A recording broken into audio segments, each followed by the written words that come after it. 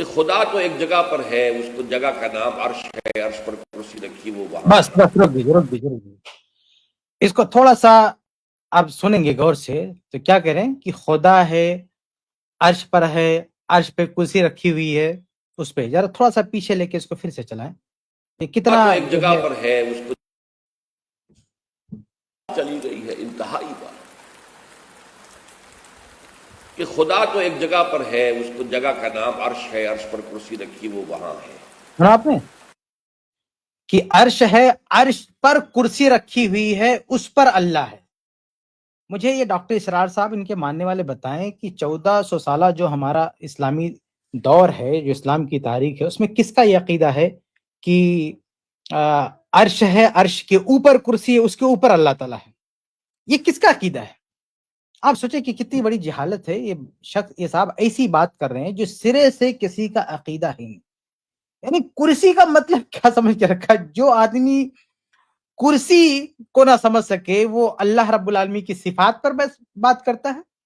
آپ سوچیں، یہ بہت بڑی جہالت کی بات ہے کہ جو عربی زبان میں مہارت نہ رکھے وہ عقیدے کے مسائل میں نہ صرف یہ کہ باتیں کر رہا ہے بلکہ بڑے بڑے اہل علم جو عقیدے کے ماہر تھے، عقیدے کے امام تھے، ان پر جو ہے گرفت کر رہا ہے۔ آپ دیکھیں گے آگے شیخ ابن تیمیہ رحم اللہ کی طرف ان کا اشارہ ہے۔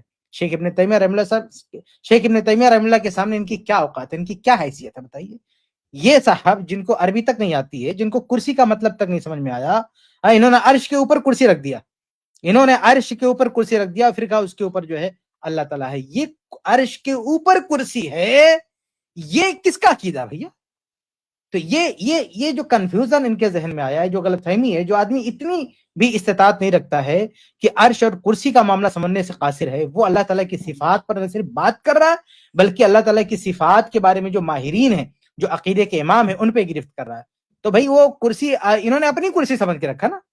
یہ دوسروں کو متون کرتے ہیں کہ انہوں نے صفات کے بارے میں کیا کیا کہہ دیا، خود کا معاملہ ہے کہ کرسی کو اپنی کرسی کی طرح سمجھ لیا کہ عرش ہے، اس کے اوپر جو ہے کرسی ہے، جبکہ ایسا معاملہ نہیں ہے۔ اللہ جو ہے، اللہ رب العالمین عرش پر ہے، اور کرسی کیا ہے؟ اللہ تعالیٰ کا جو عرش ہے وہ کرسی کے اوپر ہے۔